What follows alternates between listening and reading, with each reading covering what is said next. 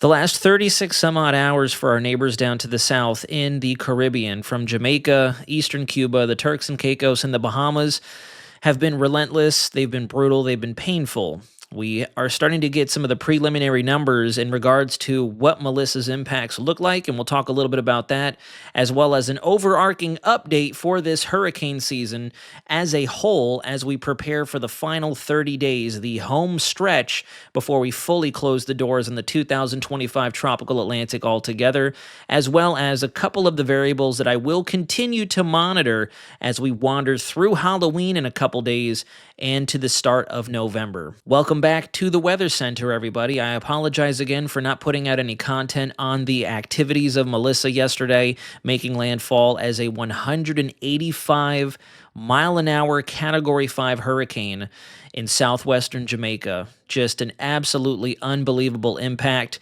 Thankfully, however, I will say, just to start us off with a bit of brightness here, despite all the images and the videos that have been surfacing out of Jamaica, it seems the general population are still of high spirits. They're still of high spirits, and they're already demonstrating incredible resiliency, and they are fully prepared to bounce back after what happened, despite the fact that Melissa's impacts are probably going to be felt for a long, long time to come. So that's the great news. The bad news is Melissa isn't done yet. We've spent so much time building up to this point. We first got started with the system on October 17th, and we've got a few more days to spend with that hurricane. And it looks like it's definitely been knocked down a number of totem poles. And as a result, it's probably not going to get back up on its feet as it limps towards the north, now in the Bahamas, towards Bermuda, before it's whisked away altogether. So thank you so much for joining me here in the Weather Center. Happy Wednesday, hump day. If this is your first time stumbling upon this channel, it would mean the world to all of us as the Weather Center community if you kindly consider hitting that subscribe button. Let's give that like button a little nudge right now. Let's take care of that before we get started with all the information. Share this info with folks you believe would benefit from it, and drop me a comment in the comment section down below. I really want to hear from you, not only if you are tuning in from somewhere safe and sound far away from Hurricane Melissa, but especially if you have the means of reaching out for folks who have been influenced, if not directly hit by Melissa. So please let me know in the comments, say hello, wave the flag, throw a smoke signal, something just to touch base with us and let us know that you're doing okay. And with that being said, let's get over to National Hurricane Center's homepage. You can see Hurricane Melissa is kind of on crutches right now. We are down to a 90 mile an hour Category 1, almost having filled a full 100 millibars from its peak intensity. I believe peak intensity came in somewhere between 892 to 897 millibars, a record-setting hurricane, putting it up amongst the heavy hitters of the all-time Atlantic hurricanes, some of which had not made landfall and others who have made landfall close to the extent with which we saw Melissa peak yesterday morning. Central pressure is now down, or I should say up, way up to 974 millibars, moving northeast at 16 miles an hour. Thank goodness the Nazario jinx didn't come into effect during our live discussion a couple days back. We all talked together, and we predicted that not only would Melissa start to pick up some forward speed, but after interacting with the mountainous terrain of Jamaica, we would tear apart that low-level center and really put a dent in this system's overall organization, structure, and strength. We could see it bounce back just a little bit. We may see it reobtain Category 2 intensity as it makes its way towards Bermuda, but it's got a very brief window to do so because the extension of a long wave trough, the jet stream really digging in over the southeast United States, that's going to cool us down big time all the way down here in Florida just in time for tomorrow and Halloween. That's really going to induce a lot of incredible wind shear, and that's going to tear this thing apart, rip it apart. It's going to be a mere shadow of its former self, and we can finally say bon voyage, get Melissa, likely the most impactful hurricane, if not by far the most impactful hurricane we've seen in a little while now, outside of Helene and Milton last year. Say goodbye to that system and then hopefully close out the hurricane season, but there are still a couple of areas that I'm watching. Now, I do also want to point this out before we go any further. Because of Melissa's long duration down there and the intensity that it reached, we've now officially hit an above-average hurricane season. I know that the named storms and especially the impacts aren't there, but that's neither here nor there. In terms of our accumulated cyclone energy, which is a metric of the quality, the intensity, the duration, and unfortunately the impactfulness of tropical cyclones, we are now officially into an above average hurricane season, which means that we've once again continued to extend the length of time that we've been seeing just consistent barrages of above average hurricane seasons. I believe the only last time, or I should say, I believe the last time we didn't reach this threshold was 2022, which was a somewhat of an analog, a comparison that could be made to this hurricane season. That season was also very impactful. And it only took a couple of named storms to really make it an impactful season. And I think that the analogy, it only takes one, truly rings above all right now, given the circumstances and a lot of the things that are going on for our neighbors in the Caribbean. Now, I also want to bring this up. Somebody unfortunately called me a fraud when I mentioned that we should try to come together as a weather-centric community and try to find a way to donate or work to help relieve folks down there who were impacted by Hurricane Melissa. You don't have to.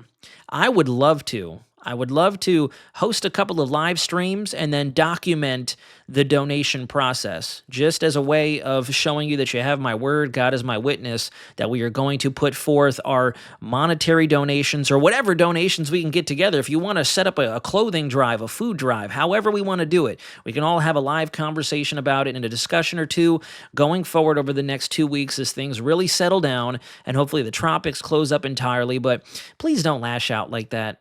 Just being a person here, not a forecaster or a meteorologist. If I want to help folks, and a lot of you out there who do support this channel and who really help create the close-knit feeling of the weather-centric community, if you want to help, then absolutely leave me a note in the comments. Let me know, and we can start to facilitate these things. But on my last update that went extensively viral, a couple people were mad that I suggested we do donations. Please don't refrain. If you think that's the case, then just turn the video off. It's as simple as that. So I'm going to be looking heavily at some of the sources out here that we can hopefully provide a little bit of support for them as time continues to go on.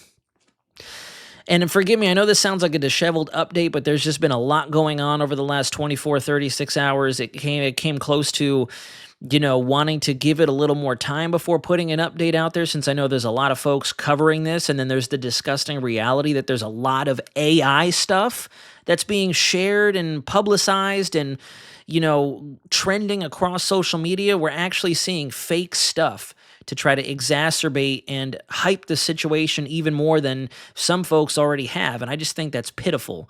That's terrible. It's unfortunately the era that we're entering, and it scares me because I feel as if this is only the first glimpse and it could only get worse. So just be careful some of the stuff you come across out there on social media. This is a goes east satellite shot. We're going to take a look at the full side of the world here, starting left to right like we always do. Here's that next system. This is the big one. This is the one that's really going to bring some rockin' temperatures in for everybody just in time for Halloween night.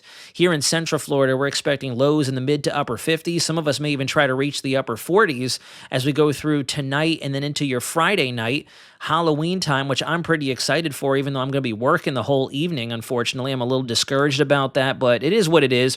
Still in for a beautiful, just an absolutely gorgeous weekend and next several days here across the eastern half of the United States. It's this same cold pocket and trough that's really going to help to accelerate the winds in the mid to upper levels. And as soon as Melissa goes from here to about here, its fate is pretty much sealed. We're going to see the vertical wind shear exponentially increase, and it's going to be torn apart like I'd mentioned before. We got a little bit of new convection firing near the center as it works its way through the Bahamas, so definitely trying to hold on to a bit of its vertical structure. Still don't ever see it entering that rapid intensification phase again, and if I had to give it a ceiling between here and Bermuda, maybe another 5-10 miles an hour, a couple millibars deeper than where we are now. The system has been slowed down so much that we're just not going to see it regain itself, put itself back together like it did in the Caribbean. But boy, when I say that for the first time, I really wish I was wrong about the big one. I really do. I really do. But at the same time, I thank you all, and I thank someone above for giving me the ability to forecast the way that I do. It's just unfortunate that you can only do so much as one person and one small source. So I thank you all for your generous comments and your motivational support that keeps me wanting to just get better and better at what I do for everybody out there watching. And then on top of that, if you look out over the MDR, we still have some tropical waves out there. Some of these do show up in some of our long-range ensembles that may try to get a little something going in the Western Caribbean. There's been a few of you talking behind the scenes in the comments section mentioning that we typically don't see any strong systems or any tropical cyclones for that matter in November, let alone any kind of impacts to the United States or however. And I just want to say that's a bit of a difficult rule of thumb, I'll say, for lack of a better term, because there's a reason the hurricane season is extended out the way that it is, all the way out till November 30th, and we've had systems even beyond that. So to say that we never really see anything in the month of November is I don't want to be abrasive at all, but it's just a little bit of a misnomer. It's kind of something you don't want to air out to the public, especially with all the other rampant weird information out there. Am I sold on development here very soon? Not really.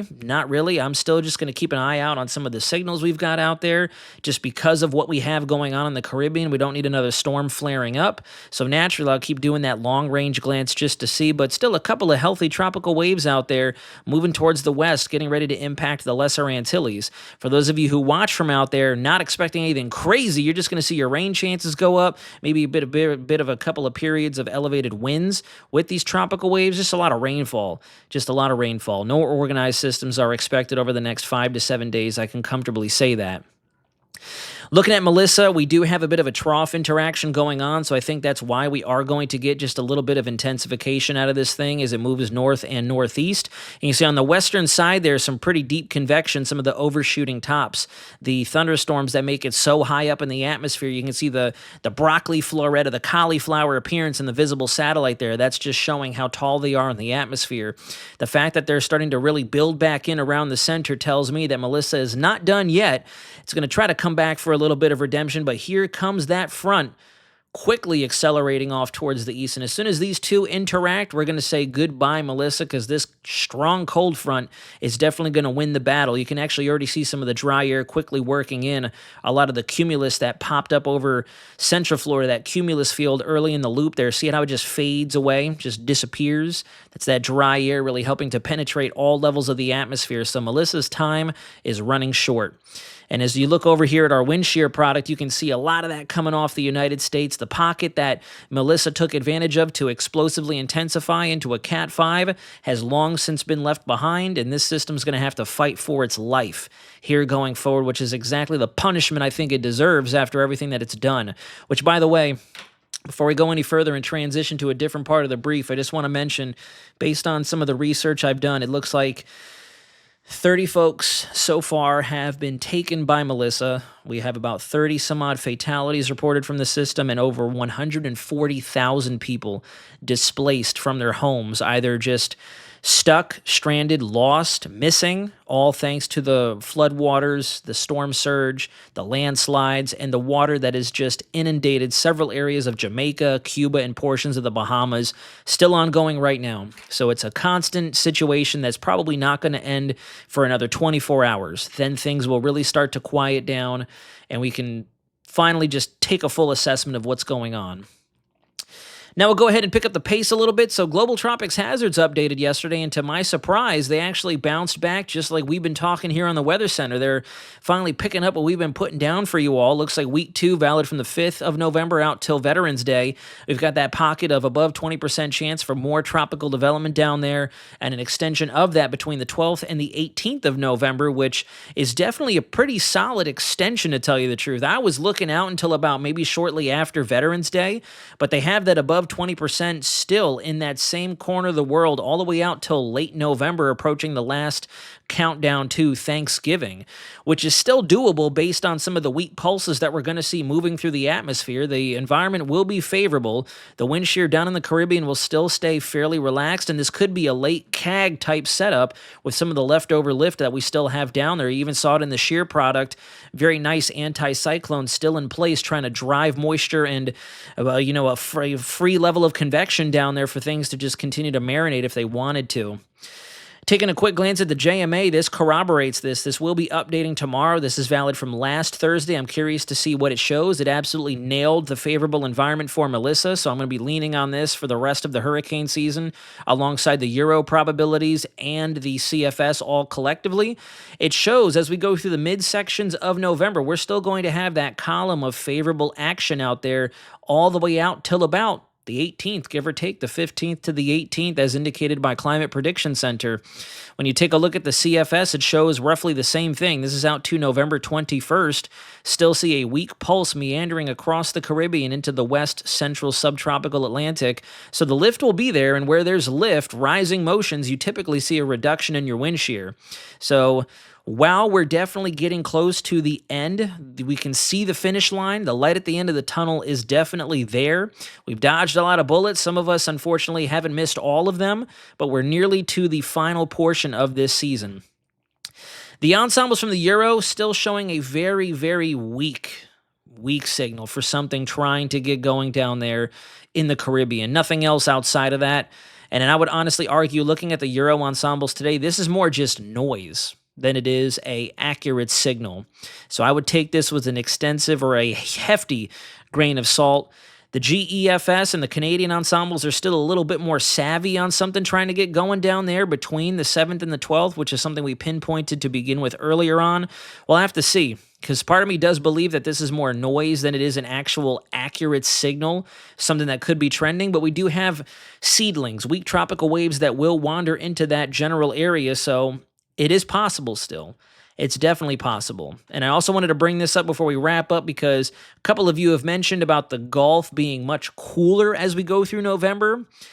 Again, not trying to debate or tell you that you're wrong, but politely, just given what we have real time, the Caribbean and the Gulf can still very well support a hurricane if other conditions come together. We don't have a lot of continental polar dry air.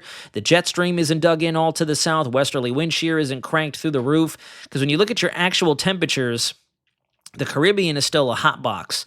The Caribbean is still a hot zone. Anywhere between 28.5 all the way to about 31 degrees Charlie, which is anywhere between 83 to 88 degrees Fahrenheit. Same thing with the Gulf. A little bit of cooling closer to the continental shelf, but that loop current as well as the west central portions of the Gulf especially are still well above the temperatures that we need. And I would argue even some of the cooling that we've seen in our shelf waters just off the coastlines of Florida, Alabama, Mississippi, Louisiana, everybody out there, we're still above 80 degrees Fahrenheit. So, like Raphael showed us late hurricane season last year, we had a Cat 3 parked in the middle of the Gulf. So I would not use water temperatures by themselves to suggest that nothing else is going to happen during this hurricane season. So there you have it. I apologize once again for the latency in my discussions and the bit of a somber, more serious tone that I've taken here. It's never fun watching what happens when Mother Nature decides it's really going to show its worst side. That's why I bowed out yesterday. We had a lot of the other big pages doing their videos, doing the live streams with the cameras and the chasers, so I figured I'm just going to go ahead and take today, find my place as a smaller YouTube channel, and let it ride. Let it ride and just hope and pray for the best for all of our folks down there. I have been hearing from a few folks who I know down there, to include Weather Girl Danny. I'm glad to hear that things are okay and that we still have communication with them. That's a huge relief in of itself, and hopefully as we go through the rest of October and through the month of November, recovery efforts will increase and double up on that day by day by day.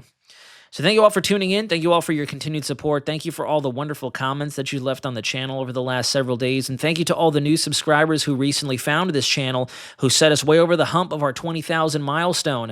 And I haven't forgotten a few of you. We bounced ideas back and forth. I did see a comment about doing some educational material as we get out of the hurricane season. Definitely still down for that. And I got to work out a giveaway.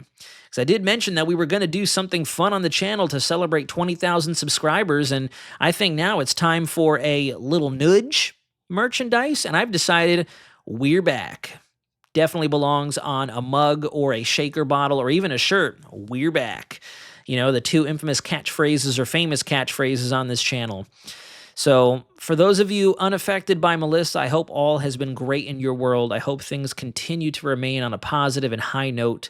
For those of you who are able to hear my voice or watch this video to its entirety down there in the Caribbean, having been afflicted by Melissa, just know that the entire Weather Center community and many, many more like us are behind you in this, and we've got your back. We're watching your six, and that's exactly why I'm not taking my foot off the throttle watching the tropics or anything else that may be a relevant threat down there as we begin the rescue and recovery process, because it's going to be a doozy. It's going to be a long one, if I'm being honest. We'll talk to you again very soon, maybe on Halloween, as a matter of fact. We'll have the latest tropical weather outlook and a little look at what the United States winter pattern is shaping up to be, because I'm noticing a couple of interesting things out there, and we'll talk about that for the next update. But until then, this is Weather Center Nazario, signing out.